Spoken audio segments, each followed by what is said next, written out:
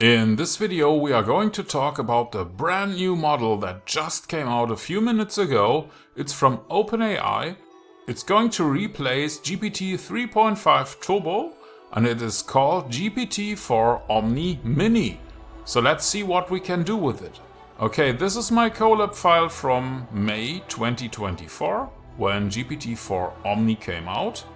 And I have just heard that they have released a new model. It's not GPT-5, it's GPT-4o Mini. So I just tried GPT-4o Mini and I was very surprised it actually is available here in Germany today. It takes in messages like this one. The human message is, "Who is Alex Hormosi?" And it says, Alex Hormosi is an entrepreneur, author and investor and a lot of more things. Who was Frank Sinatra? Frank Sinatra was an American singer, actor and producer. We can also pass a chat prompt template to say, write a poem for a topic. In this case, GPT-4 Omni. Here is the poem. Or write a simple explanation of a subject of vector Causin similarity. This is the explanation, very well done. Let's try another one, a simple explanation of a Pidentic output parser.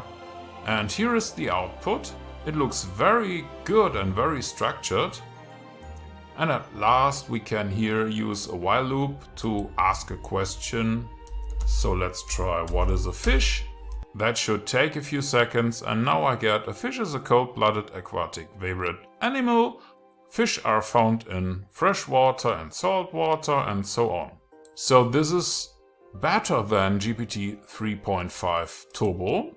And if you look up AI models for OpenAI right now, you will see this brand new model here, and you will see that it is just 15 cents for a million tokens input and 60 cents for a million tokens output with a context length of 128K, which is very impressive. And this model is not only good, but it is also cheap and brand new.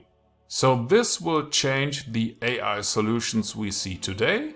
Thank you for watching and I will see you in the next video.